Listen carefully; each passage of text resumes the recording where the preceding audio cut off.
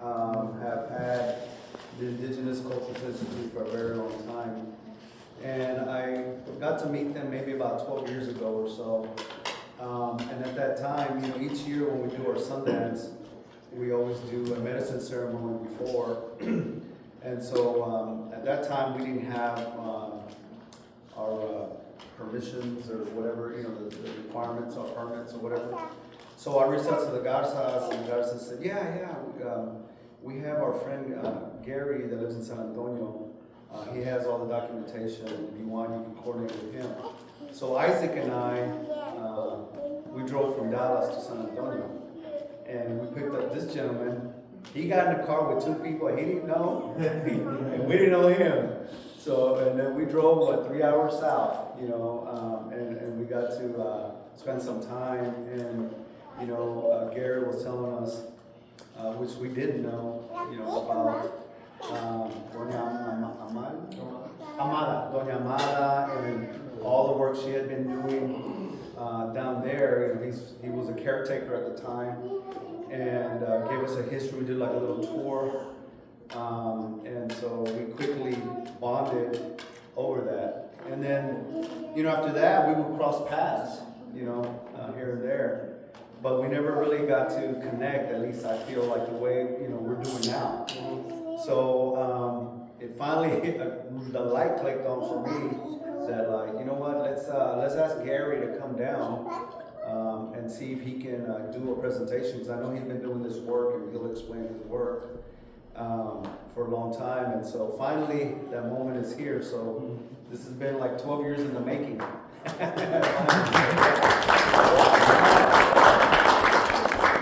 Well, without further ado, I'm going to introduce him, and then he's going to take over, and I'll just be kind of like the timekeeper. Okay, so as some of you know, as you get older, your vision goes out a little bit. So I see better without the glasses when I'm closer.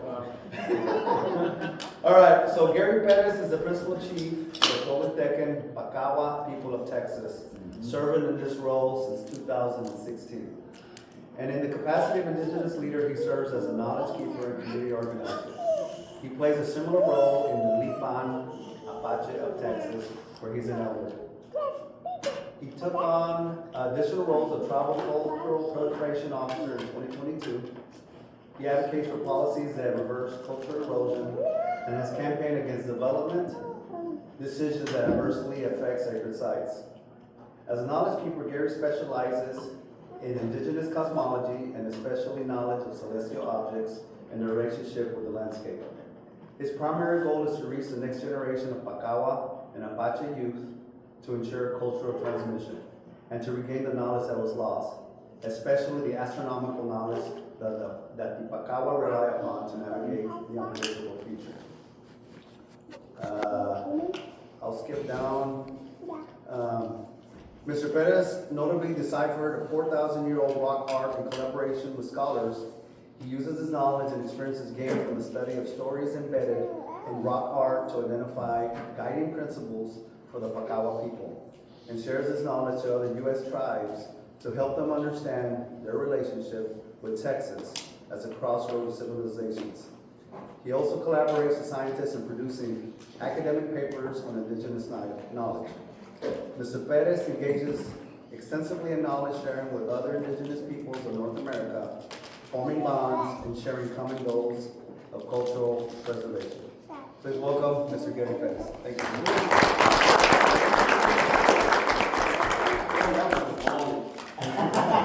I cut it short too. I know you did. But I don't do all of that in one day. Serious. Here, you get a little bit of just life in certain ways? Yeah, you don't mind. Well, wait just a moment. Let me go ahead and introduction. I am not here alone. I just happened to luckily find my ID in Mexico.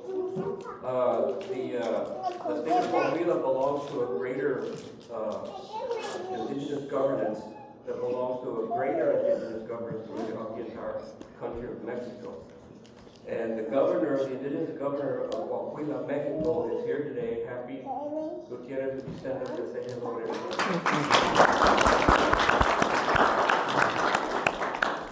Happy and his wife, or Happy for the most part, is just as busy as I am in Coahuila, trying to get resources to people. Whatever it is, it can be just, encouragement. We're trying to raise money to build fixed roads, build infrastructure for water, when you see those there, of the people who are Huahuitecos as in Huahuila, through grant writing. We're into this, deep into this research, so deep now that we're able to write grants and receive funding. One of the largest grants that we received last year was when DEI was removed from NASA. And NASA called us up and says, "Hey man, you got an account somewhere?" I said, "Yeah, I'm the treasurer for the 501c3. Leap on Apache Fire says, "Well, open it up because we got to send you this money because they're shutting us down at 5 o'clock." But we had already been, NASA and I had already been working together on this project for 2 years, and we were just about ready to start our STEM programming to educate the public about what's in this painting. When all that happened, so we did get the funding, and we still have to. We promised NASA that there's nothing tied to this money. Nothing. I could spend it all tomorrow and buy myself a cake. But I did promise that we would create the STEM program that anyone here will get to see if they want. Nothing here is being forced. Nothing. What I'm trying to say to you today is trying to be forced upon you, or to go home and start your little altar to the White Shaman Mural and things like that. To the contrary, and as a matter of fact, I'm going to say very, very little about what myself and Happy and themselves actually do back home with this painting and the work that we do. There's something in this painting that's not being addressed right now in the United States, and that's what we're here to talk about.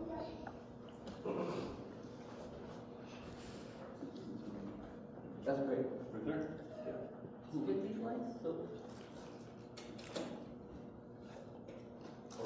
Oh, that's where these go. All right, this is the White Shaman Mural. It was painted roughly about 2,000 years ago, but it belongs to a larger type of rock art called Lower Pecos River Style. Lower Pecos is 4,000 years old, right? So when this style was developed 4,000 years ago, they collected a bunch of astronomical, geographical, planetary alignments, for 2,000 years, and then 2,000 years ago, they painted that on the wall. Okay. Number two, because this Lower Pecos style is 4,295 years old, how do we know that? Because it's a calendar. It's a 4,295 year calendar. Only Maya's calendar is older by a couple of thousand years. Okay? Only this is not agricultural, this is hunter-gatherer. Wow. You follow me? That's important. That's what we're here to address today. Myself, my families, our governorship, the families here in Tejas and Coahuila, we're concerned with the hunter-gatherer part of this painting. We want to go back to our roots. We don't want to borrow from North American tribes. Does that make sense? We don't need that in Tejas or Coahuila or Tamaulipas or Sonora.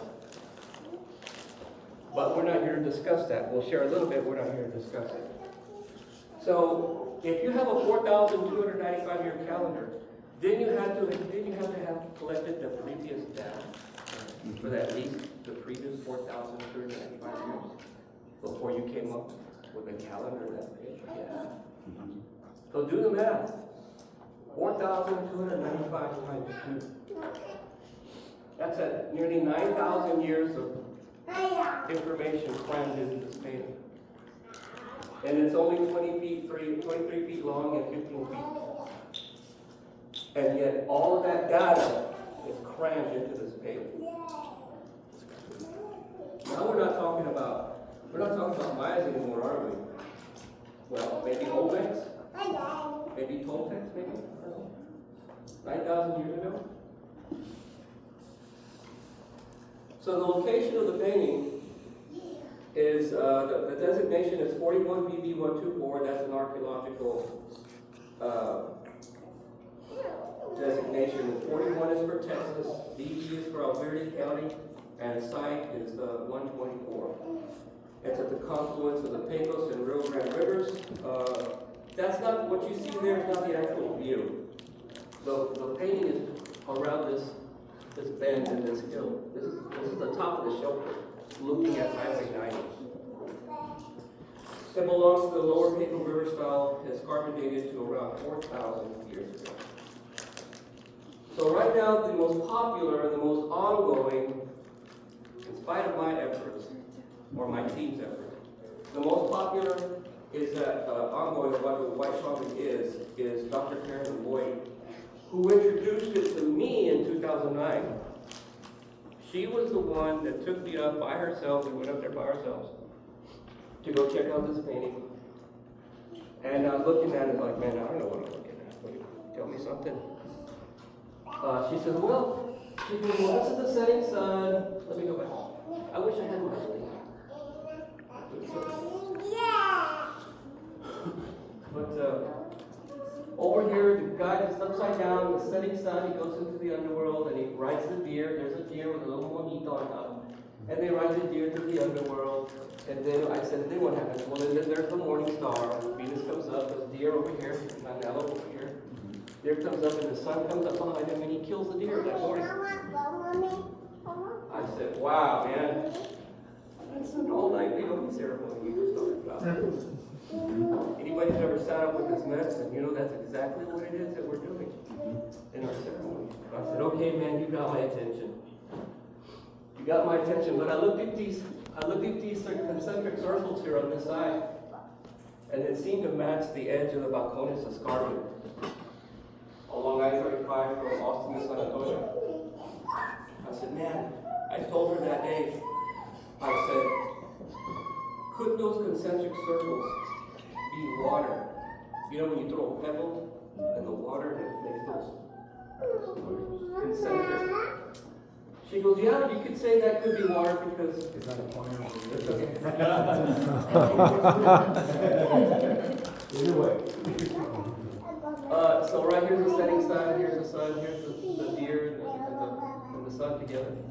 I said, couldn't these concentric circles be water? She says, yes, because in front of each concentric circle there's a sign that stands for, it's a line, well it's a curve at this point. It's a curve, these little guys, it's a curve with 4 dots, which in Mesoamerican cultures means night, water. And I said, I think you've got a map. A map here, because if this is the edge of the Balcones escarpment, and if these are springs, well then it follows a peyote route from Canada all the way down to Mexico that Native peoples have been doing, now we know, for at least 1,000 years, Canadians. They found a burial in Frio County. A burial that took place 1,000 years ago in the style of Canadian Indians only. No other kind of people in the Americas bury their people the way this dude was found right up that way. Near Dilley, Texas. I know that little thing's been in the news quite a bit. By the way, that location where the Dilley, that they used to keep in World War II, they imprisoned Japanese people there in Dilley, Texas during World War II. Later, it was a retirement community for monkeys from the research center, Southwest Texas Research Center, and some of them escaped. So you've got escaped monkeys in South Texas. And now look at what it does. Yeah, they're in office. Some of them ran for office. So anyway, thousands of years. But you know what? I got it wrong.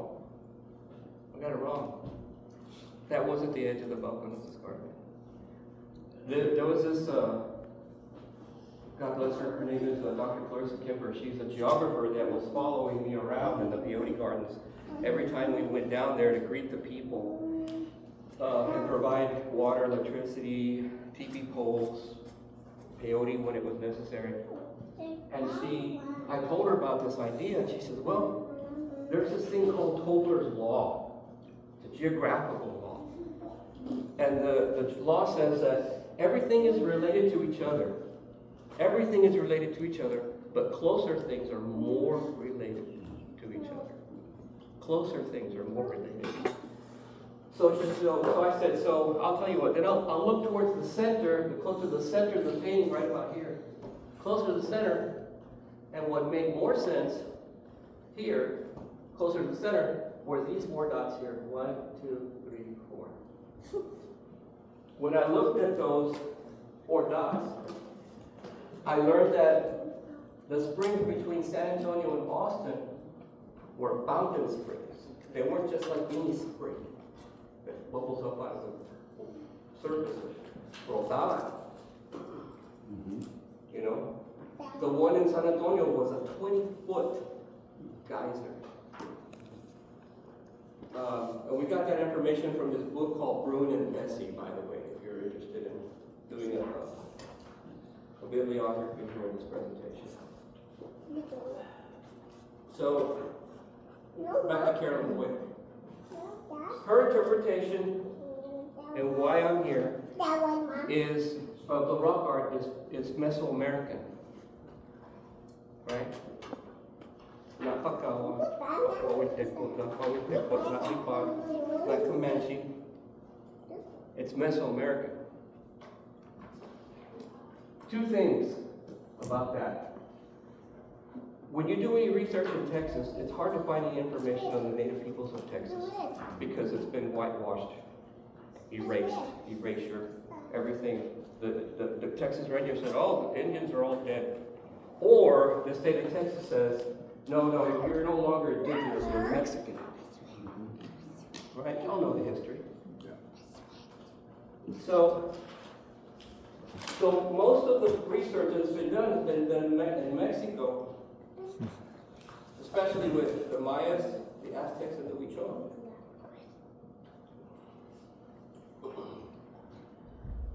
I decided, once I had grown up enough and realized that our research wasn't going anywhere.